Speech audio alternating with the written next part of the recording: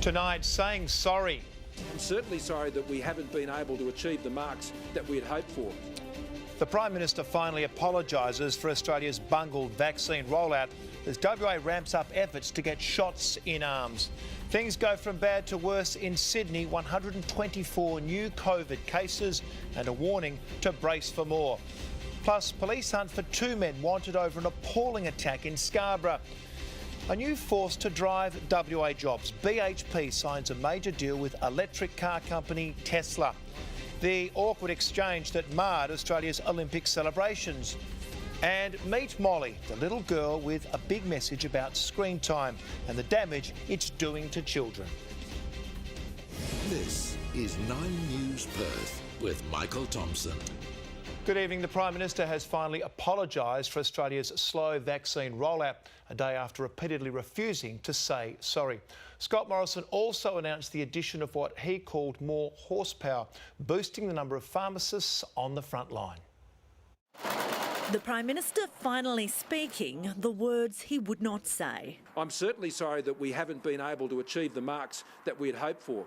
With 3 capital cities locked down, the vaccine rollout needs to speed up. And Scott Morrison is pushing a plan to get more people from A to Z. I want to get AstraZeneca vaccines in people's arms. Just 34% of those aged over 70 are now fully vaccinated, while around 15% of the eligible population has received both doses. On Monday, nearly 4,000 more pharmacies will be invited to join the rollout from mid-August. The PM promises that means we can get more horsepower behind the AstraZeneca vaccines. But the power of persuasion will also be key.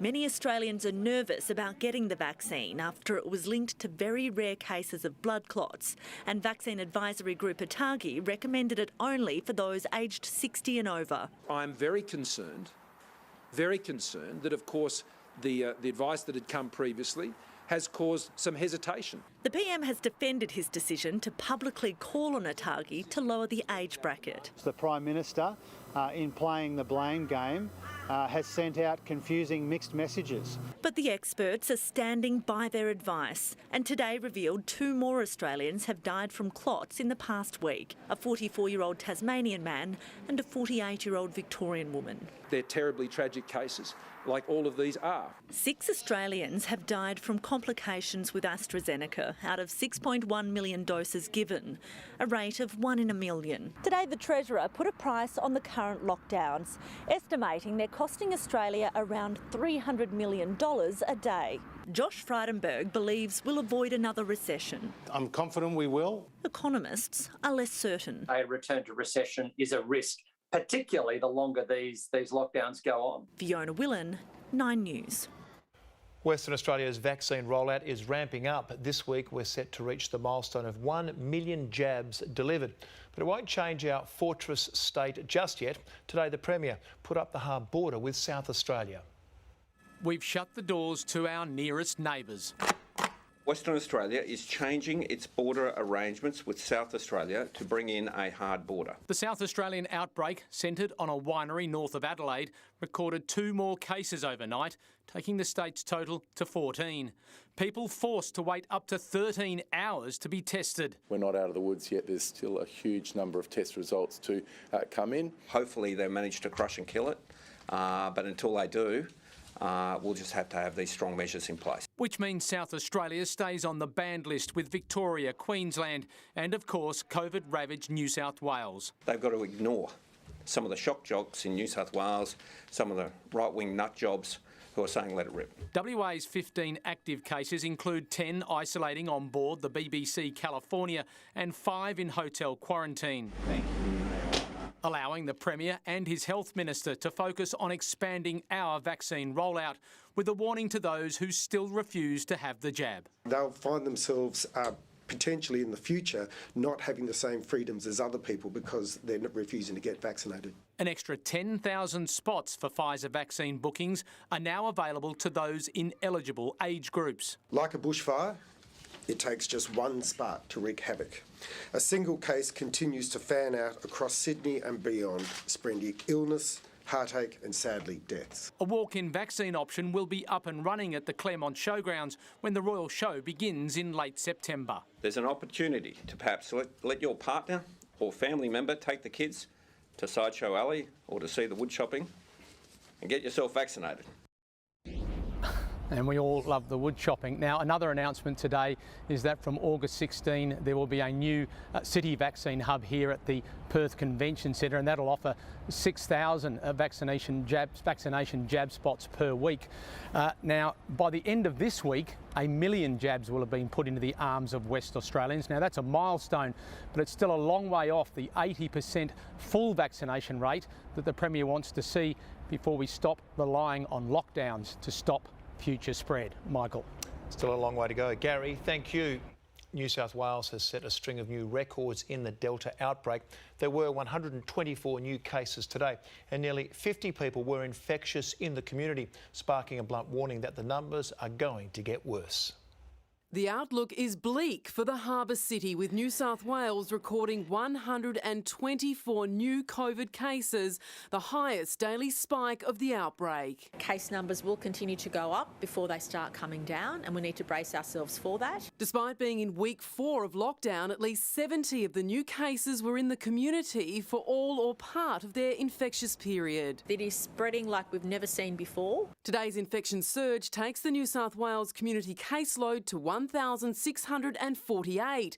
One positive sign is yesterday's record testing rate of more than 85,000 swabs. There are 8 new infections across aged and disability care. There are currently 118 people in hospital. 15 of those patients are under the age of 35. But Premier Berejiklian and her health team insist they are not losing control. No, the contact tracers are doing a fantastic job. And despite Delta's rapid spread, questions of when the state will ease restrictions still dominate. Please know the New South Wales Government is working very hard to see what restrictions we can ease from July 31. With 3 states now in lockdown, putting a vague date on when the entire country will eventually open up seems foolhardy, and even the thought of interstate travel seems a long way away. Rex Airlines has suddenly suspended services it operates out of most capital cities. This is very disappointing for Rex because it's caused our business to literally fall off a cliff. And Qantas CEO Alan Joyce has warned he can't rule out staff stand-downs, with demand for flights slumping 40%. The Transport Workers Union says the Commonwealth must step in to save jobs before the entire aviation industry goes down. If we don't act as an Australian community now to support aviation, then our economy, our community is going to be crippled because we won't be ready to go again. Emily Rice, 9 News. There's a statewide manhunt underway tonight for 2 men after a woman was sexually assaulted inside a toilet block in Perth's north. Zarisha Bradley is in Scarborough, and Zarisha, there's a new clue in the effort to find the men. Michael, sex assault squad detectives have released security vision of 2 men they want to speak to after the sexual assault of a woman at a Scarborough public toilet on March 14. The incident allegedly took place moments before CCTV captured the duo leaving a disabled cubicle near the lookout. The pair can be seen chatting outside as one washes his hands, the other repeatedly touches his unbuttoned shirt. It's a very public area at the popular beach spot, with at least a dozen people seen at the public toilet when the alleged incident took place between the hours of 8 and 9 p.m. Police say the accused men befriended the woman in her 20s earlier in the evening. If you recognise these men, police want to hear from you. Michael? Let's hope they get a breakthrough. Zarisha, thank you. A WA mining giant has signed a landmark deal with Tesla to deliver nickel for the electric car company's batteries. Experts believe the BHP contract is worth hundreds of millions of dollars, and the growing battery industry will create tens of thousands of local jobs. Clean, quiet, and the way of the future. The electric car revolution shifting gear in WA, BHP signing a deal with Tesla to use our nickel in its batteries. It's very good for Western Australia. It takes the industry another step down the value-added road. So we're now going to be dealing directly with the world's biggest maker of electric cars. The exact terms of the deal are confidential, but it's believed to be a multi-year agreement. Tesla wanting to spend more than $1 billion a year sourcing raw materials from Australia. The nickel here is a cleaner, purer product. No one ever thought of this years ago. Electric cars contain as much as 40 kilograms of nickel, a key component in the batteries of Tesla's longer-range cars. With its rechargeable battery, this Tesla takes 4 hours to charge and gets a distance of up to 500 kilometres. While nickel is small beer for BHP, accounting for less than 1% of its earnings dominated by iron ore, the mining giant estimates demand will grow 500% over the next decade. As the electric car revolution takes over, there'll be even more investment in WA, with the world's biggest car makers promising an end to petrol and diesel by 2030. Experts say this is just the beginning.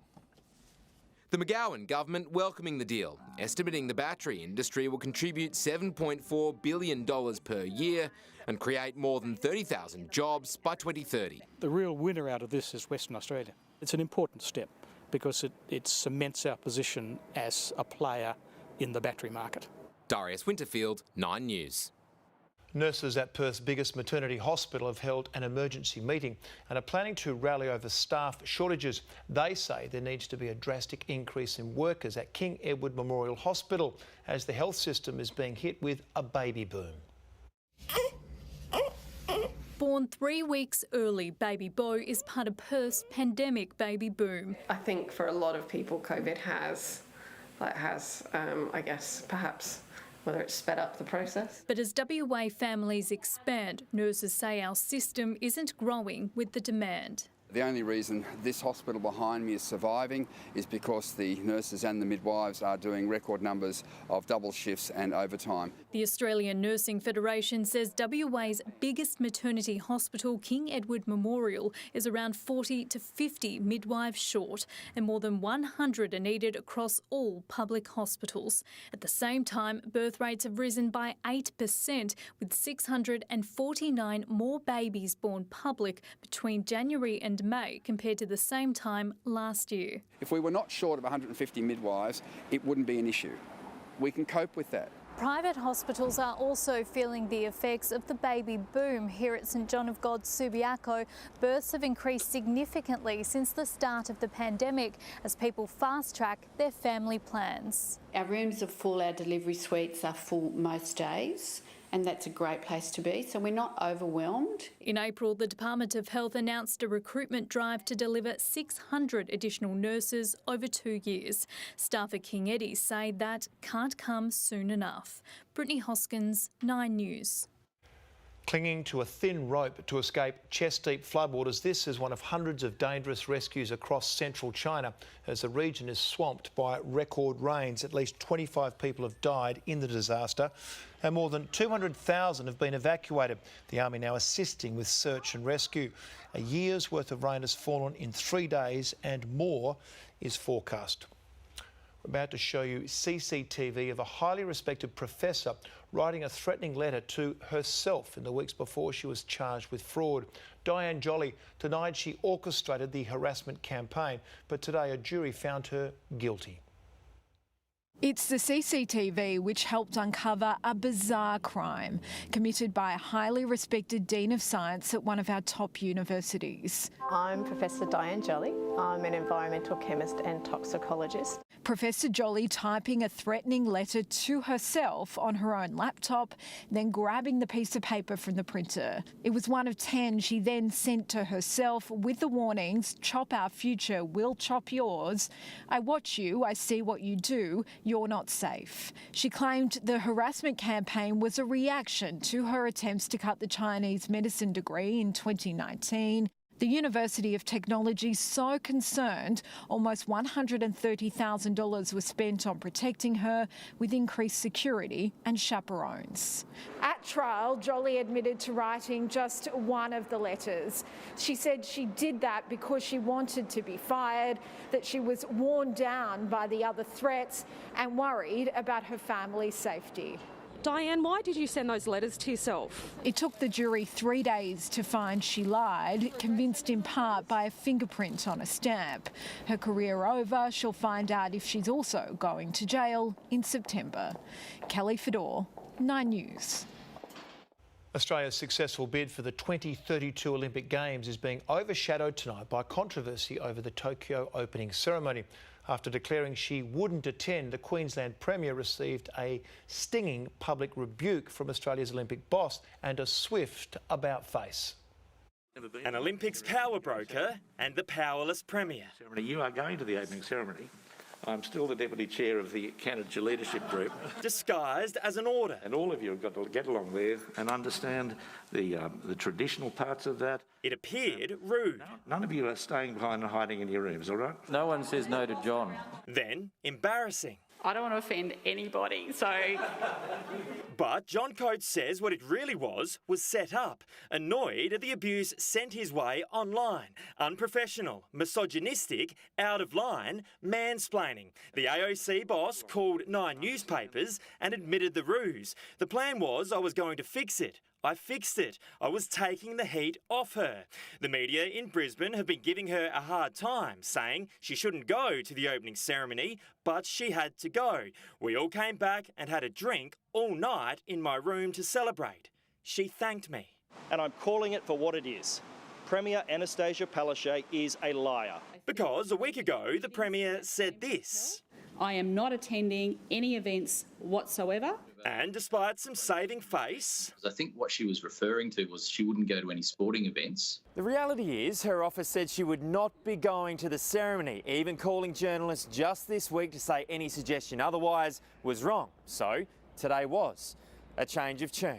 We actually have to put an opening ceremony on and a closing ceremony, and the scale is going to be huge. There's an expectation now that all 3 of us attend. The Premier, the Federal Sport Minister and the Lord Mayor, who says he always intended to go. I think it's important that we're all there in person. With, of course, John Coates, who sums up today's roller coaster with this.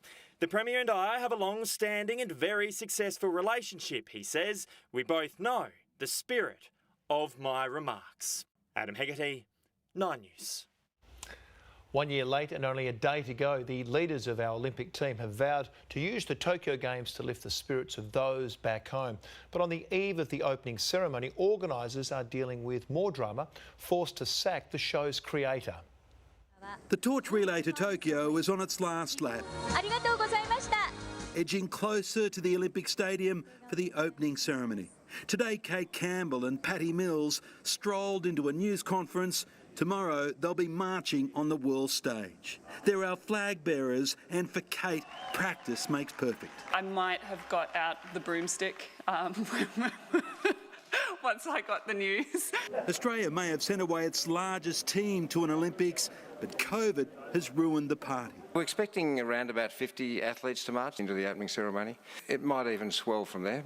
Our athletes say somehow the virus and all the restrictions have provided them with a silver lining here. There's no mingling in the village with people from other countries, so this team is tighter than ever. It just creates this environment where athletes can interact with each other on probably a deeper level than what they normally would. For Games organisers, the chaos has plagued them to the finish line. The creative director for the opening and closing ceremony has been sacked for anti-Semitic comments. We made a decision to dismiss Mr. Kobayashi from the creative team. For the Aussies, though, let the Games begin. There's been a lot of talk of the lockdowns back home, and our hearts go out to all the Australians who are really struggling at the moment, but we really hope that we can put on a really good show for you. In Tokyo, Damien Ryan, 9 News. Sherry Biggs has your weather from Burswood tonight, and Sherry, a nice change, clear and cool conditions across the city. Well, we've got to enjoy a lot of beautiful sunshine over the last couple of days, Tomo. Certainly a nice change indeed, but it has meant that it's been pretty chilly overnight. It dipped down to 6 degrees around peak hour this morning, and just before 2 o'clock we managed a top near 18 degrees. Now tomorrow this fine weather will come to an end with a cold front clipping the south of the state. Showers will kick in late morning here in Perth through the lunchtime period, but they will be light and isolated, with more of that patchy wet weather due over the weekend. But Tomo, our wet July is set to continue next week with our next big winter system coming through, and it will dump up to 60 millimetres of rain. So it's certainly no end to our wet July, but I'll have more details coming up soon. Wow, 60 mils, but certainly enjoyed that sunshine today. Sherry, thank you. Next, meet Molly, the little girl with a big message on the dangers of parents and grandparents being glued to their phones. Plus, cowardly muggers ambush an 88-year-old war hero. The Bunbury barber slammed for banning vaccinated people from getting haircuts. And Bert Newton's birthday battle, how his loved ones are keeping his spirits up.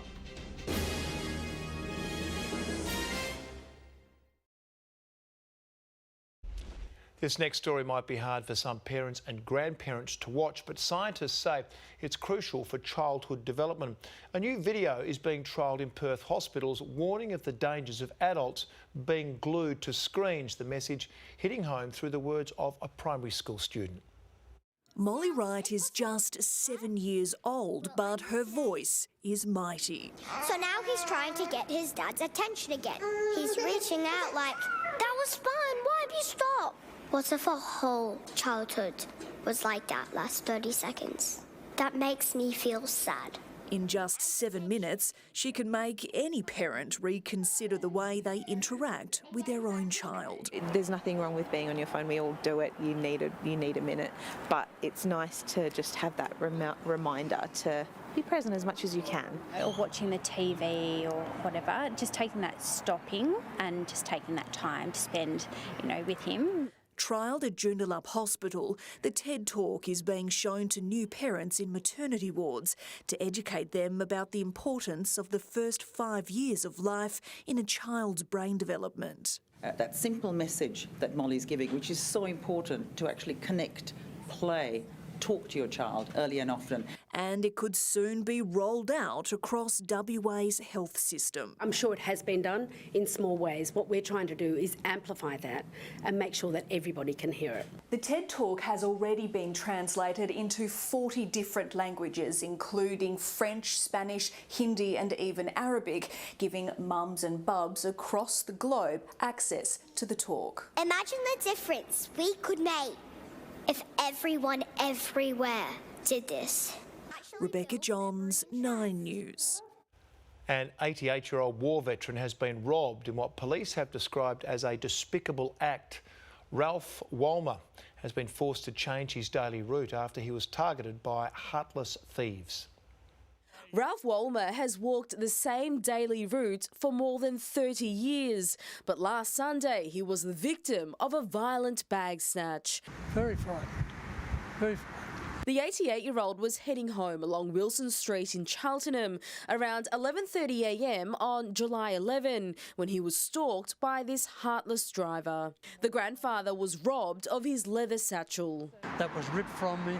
I was thrown heavily to the footpath where I hit my head. Inside his bag were his wallet, $200 cash and a mobile phone, but most importantly, a sentimental gift. There was a little gold business card case that my mother gave to me some 60 odd years ago, and that's very, very, very near and dear to me. After falling to the ground, Ralph managed to stagger to a nearby home to call for help. He was rushed to Monash Hospital. Thankfully, he didn't suffer any serious injuries. It's despicable, the least, to target a vulnerable member of our community. The Korean War veteran says he's been forced to change his daily route. And it is sad, very sad. Is that what we're coming to? I hope not. That's not the sort of things that myself and my comrades went and fought for. Neri Tai, 9 News. A man in his 30s has been taken to hospital after he smashed into a light pole in Mindarie. Emergency crews had to pull the driver from his vehicle on Anchorage Drive at around 10:30 last night. Police are investigating whether speed or alcohol were linked to the crash. TV legend Bert Newton might be spending his 83rd birthday in hospital, but his family is ensuring he won't be alone. Wife Paddy and their grandchildren rallied around Bert, who's recovering after having a leg amputated 3 months ago. He's suffered complications since then. Finance and the share market touched new highs today, while the Australian dollar remains weak. Business reporter Chris Collar has the details. It was a healthy 1.1% gain for the market today. In fact, the ASX 200 is once again setting record highs. The world's biggest miner, BHP, was a bit of a standout. It signed a deal to supply electric car maker Tesla with Australian nickel for its batteries. Share price jumped 3% on that, and other commodity stocks rose too. Not such a flash day for buy now, pay later company Zip. Its shares dropped 6% despite announcing a surge in revenue last quarter, which just goes to show how high expectations are on some of these tech companies.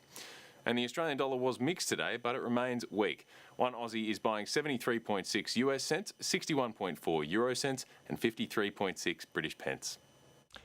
Bunbury customers given the chop why a local barber is turning away vaccinated people and refusing them a haircut. Protesters clash with police over mandatory vaccinations in Greece. The moment a family takes on a bumbling COVID-safe thief, and a swirling dust devil interrupts a soccer game.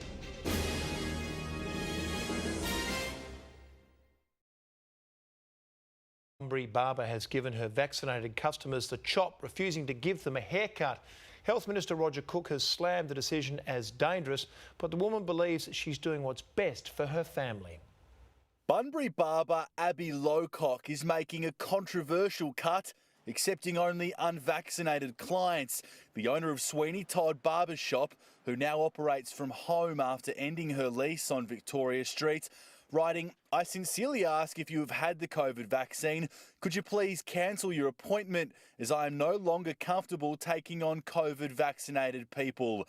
Adding, "I made this decision with a heavy heart, but I have to do what's best for the health of myself and my family." I think people have the right to not get vaccinated, but other people that have got vaccinated have the right to say, well, you may want to put yourself at risk, but you can't put me at risk. Her decision has received hundreds of messages of support online, but not all Bunbury locals agree. Well, that actually seems a bit odd. I thought it would have been the other way around. Well, I find that a bit strange. I'd be the opposite. Well, that's her opinion, and she'll lose a bit of business, I would take it.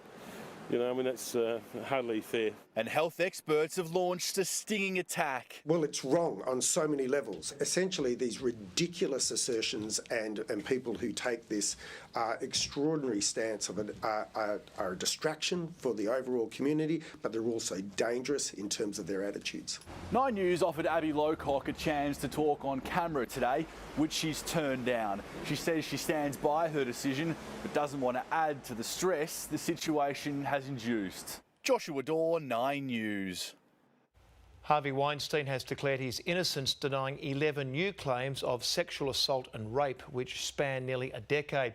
The convicted rapist will now fight the charges in California, and if he loses, he'll likely be locked up for life. Wheeled in and out of court in his crinkled brown prison uniform, the disgraced movie producer pleading not guilty to allegations he attacked 5 women in hotels between 2004 and 2013. They're baseless. They're from long, long ago. They're uncorroborated. His lawyer says he'll fight to dismiss 3 of the charges, given the 10-year statute of limitations has expired. An outpouring of public claims against Weinstein, including from high-profile actresses, sparked the Me Too movement. The movie mogul was convicted of sexual assault in 2020 and was serving a 23-year sentence in New York prior to his extradition. He's always denied all allegations of non-consensual sex. His lawyers had been fighting the extradition to California on medical grounds, questioning the availability of treatment for his diabetes, as well as cardiac, back and eyesight problems. That's ridiculous. We have excellent medical care that is provided to inmates in Los Angeles. And so finally he ran out of excuses and now he's here. The conditions that he's facing and the and the allegations that he's facing would be soul-crushing for any individual. If convicted, Weinstein could face up to 140 years behind bars. In Los Angeles, Alison Petrowski, 9 News. Anti-vaccination anger has erupted in Athens. A crowd of thousands gathered outside the Greek parliament, throwing punches and projectiles at officers. Police fought back with tear gas and water cannon. The protest comes after the COVID-19 vaccine was made compulsory in Greece for aged care workers. Soccer players waiting for a coin toss have ended up running for cover when a dust devil came barrelling into the middle of the field at a tournament in Bolivia. The whirlwind picked up dirt and rubbish but didn't cause any damage, fortunately.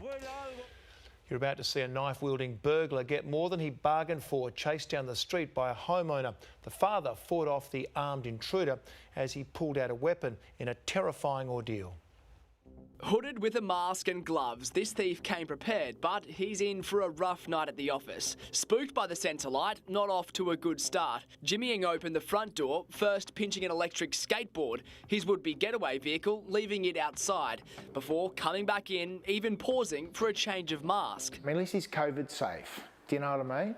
And what more can you ask? Mark, his wife and their 2 kids are asleep upstairs. Downstairs, the stranger is still snooping around, unaware he's on camera. See, that's 1:35. He doesn't flick the lights on till nearly 2 o'clock. So he's in the house for 25 minutes before he turns the lights on. The lights finally blowing his cover, waking the family who rushed down to investigate, half asleep and half dressed. The robber doing a runner, Mark isn't far behind. And there I go now, there I go, out the door. And when you were running out the door, what were you thinking? I want this son of a... Chasing the intruder out of the house, around the corner and confronting him right here on the street. That's when the thief turned the tables on Mark, pulling a knife. Yeah, he lunged at me 3 or 4 times, so he was trying to stab me. As soon as I saw it, I knew what he had, and I thought, this guy's not mucking around, eh? Police arriving a short time later, arresting a 32-year-old nearby. I'd say he's not the smartest cookie out there. Mackenzie Colohan, 9 News. Price and speed put to the test. The winner of the best home internet, that is ahead. Plus, heart-stopping pictures of an incredible rescue as a car plunges into a river. And a bird's-eye view of a shark-feeding frenzy in this week's Fish Watch. But first, Paddy Sweeney is here with sport. Paddy, a forgotten eagle, gets his chance. Tomo, it's taken all year, but a premiership player has finally overcome his injury demons. Shuffling the deck, a straight swap for Freo's tall timber. That's a wrap for the top cat, live to Trevor Gleeson's final farewell. And head and shoulders above, Super Sam shines for the Matildas.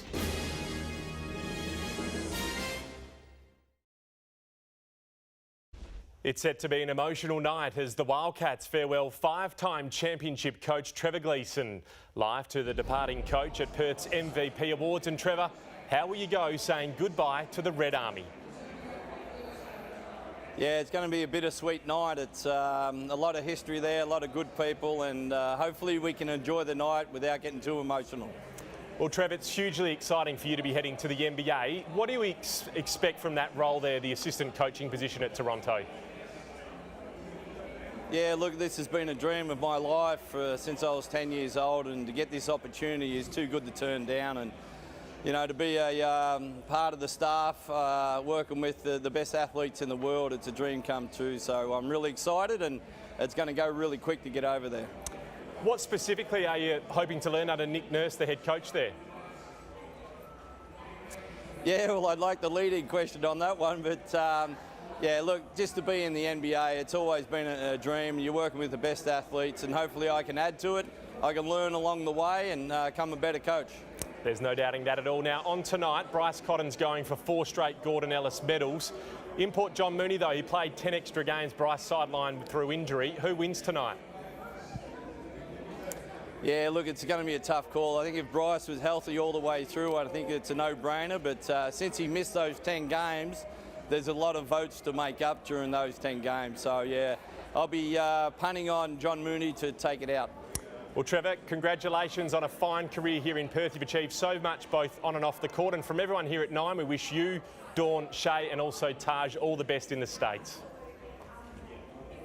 Yeah, thanks, guys. It's been a great ride. And people of Perth, thank you for the support and love. And hopefully we'll be back here one day living. We'll wait with open arms with that, Trevor. Thank you.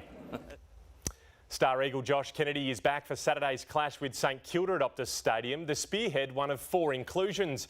Premiership tagger Mark Hutchings returns for his first game this year as Jack Petrocelli and Luke Edwards join Luke Shuey on the sidelines. A 1-week rest, just the tonic for Josh Kennedy. He bends it! He bends it!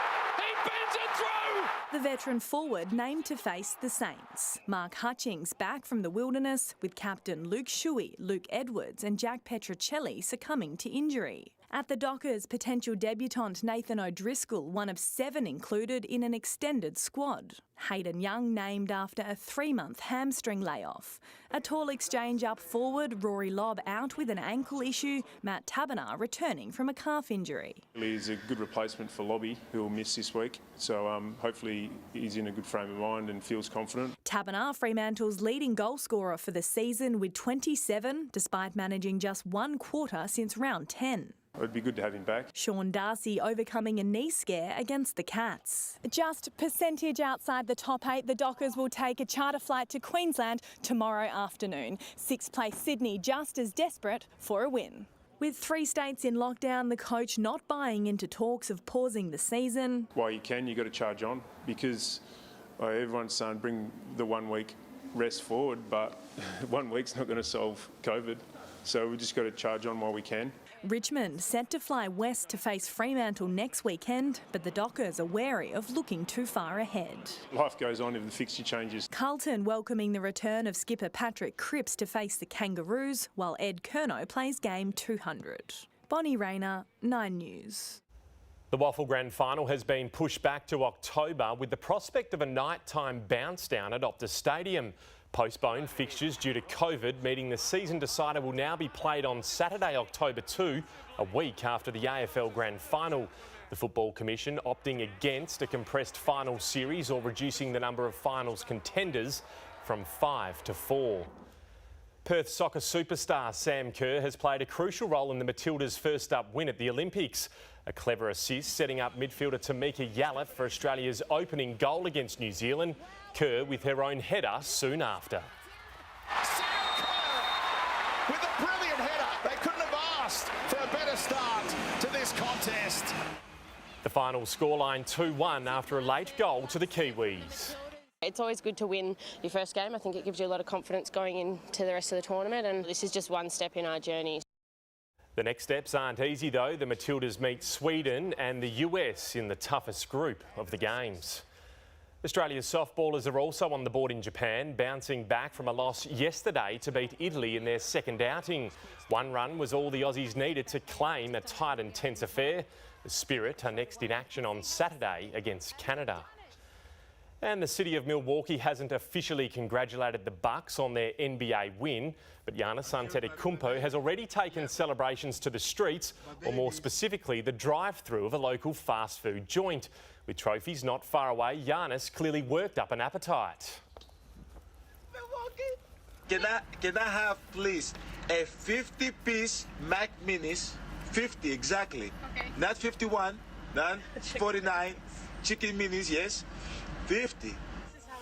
Fans delivering the Bucks' biggest star a message during the impromptu celebrations. They're also hungry for more NBA success. You can pretty much rule the world when you're Giannis in the celebrations. And Tomo, just before I go, 5,000 tickets are going to be released to the public, potentially late next week to the Bledisloe Cup game coming up next month at Optus Stadium. So an extra 5,000, already a sellout there. One of the biggest tickets in town. It is. Paddy, thank you. Next, Australia's cheapest internet providers. We break down the best deals on speed, service and price, how you can save. Plus, an unwelcome visitor sends politicians into a panic.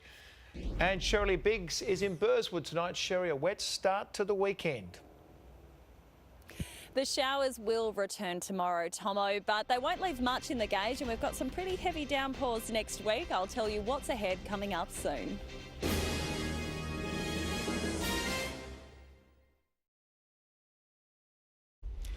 Welcome back. Let's take a look at the biggest stories making news in Perth this evening. The Prime Minister has apologised for Australia's bungled vaccine rollout as WA prepares to hit the milestone of 1 million jabs in arms by the end of this week. There's a statewide manhunt for 2 men wanted over a sex attack at a toilet block in Scarborough.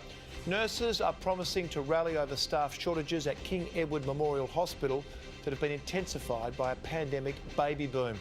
And BHP has signed a major deal with electric car company Tesla to deliver WA nickel for battery manufacturing. Australian households can waste more than $600 a year with the wrong home internet plan. Now, Canstar Blue has broken down the best providers for speed, service and price. Monica Koss, it pays to shop around.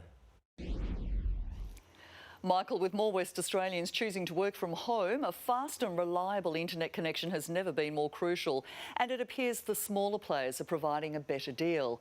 Telstra, Foxtel, iPrimus, Optus, Dodo and TPG scored lowest for speed and reliability, bill and cost clarity and overall customer satisfaction. The cheapest NBN 50 plans were Flip, Spintel, MyRepublic and Tangerine, and Australian-owned Mate was the only provider to get a 5-star rating for speed, service and price. On an NBN 50 plan, prices can range from $65 a month to $120, a price difference of $55. Police heroes have saved a driver and her passenger from a sinking car in Florida. Body camera footage captured the woman unconscious at the wheel after her car plunged into a river filling with water. Keep her head above water. I got 2 in the vehicle, one's assisting, the other one, female's halfway submerged. 2 police officers pulled them to safety, the driver now in a stable condition in hospital. A troublemaker has crossed the floor in the Spanish Parliament, sending the House into a panic.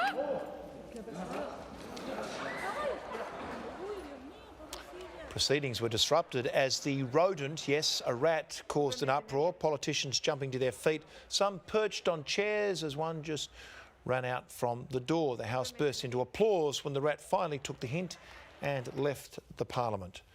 Drone footage has captured a shark-feeding frenzy off WA's coast, the relentless predators destroying an angler's chances of landing a big Spanish mackerel. But there have been some prize catches that were landed up north this week. Mark Lacroix tells us where they're biting. Well, the usuals again this week with pink snapper and squid firing, and up north the odd barramundi. Here's where they're biting. In the metro area, tailor have come from the beaches between Scarborough and Cottesloe in the mornings, and squid have been hanging around the inshore weed beds. Samson fish have been a common catch in 40 metres of water off 2 rocks for anglers slow pitching metal jigs. Steve Malentis and his crew got into some nice fish off Dongara over the weekend, boating a mixed bag of jewfish, bulging groper, coral trout, red-throat emperor and spangled emperor. Up in Exmouth, some prize-eating fish have been caught by Thomas Davey, like these green jobfish and coral trout, while this black spot tusk fish was also taken out wide on the west side, and inshore, spangled emperor, queenfish and cobia have all been landed. And check out this awesome barramundi caught recently by Chase Keating on the iconic Pentecost River up near Kununurra. Sharks can be a huge problem when trying to land fish up north. Have a look at this pack of sharks making it impossible for the angler to land a big Spanish mackerel. The only solution to that problem is to move on. Well, there you go, some great fish still being caught in between some of the rough weather we've had. I'll catch you next week. Mark Lacroix, 9 News. Thank you, Mark. Stay with us. Shirley Biggs is back with all of your weather details right after this break.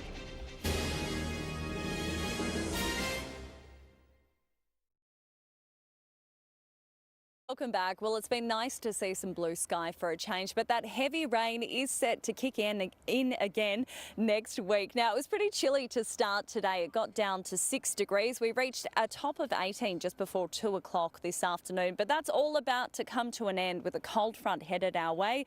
It's clipping the south of the state tomorrow morning, but if we take a look forward to next week, another stretch of very wet days with a strong front due on Monday. It's a gusty one and will also mean a heavy swell and unusually high tides for a few days. Ahead around the country now, it will be cold and wet in Canberra, 15 millimetres tomorrow and a top of 10 degrees. A possible early shower for Melbourne, 11 degrees, and much further north in Darwin, nice and sunny and 31. Looking to WA again, where the sun keeps shining as well. Kununurra, a hot 36 degrees tomorrow, a cooler 24 in Newman. And the south coast and southwest will cop the brunt of that cold front. Storms expected in Augusta, a top of 16 degrees. There is a strong wind warning for Perth local waters, with a southwesterly reaching 30 knots in the morning, and swell is peaking at a big 3 metres. We are expecting higher than normal tides. To end the working week around Perth, we'll see patchy clouds, some showers kicking in from late morning into the early afternoon. Mandurah might get a bit more out of the system, a top of 17 degrees, and no more than 2 millimetres to fill the city gauge, heading for 17 as well. Worth noting as well that there is a flood warning for the Swan and Avon rivers tomorrow. The weekend will be a mix of cloud, very light and isolated showers, and hopefully a few decent sunny breaks in the mix. Our days are lingering in the high teens. Our next big weather system is due on Monday, heading into a run of wet days, which could add 60 millimetres to the gauge. Just when we thought we had a decent break, Tomo, the wet weather is just around the corner, but it's been a fantastic July for rainfall. It has, and I've got to say, it's a calm night tonight and it looks absolutely superb, the river and the bridge behind you. Sherry, thank you. That is 9 News for this Thursday. Thanks for your company. A current affair is next. Enjoy your evening. Good night.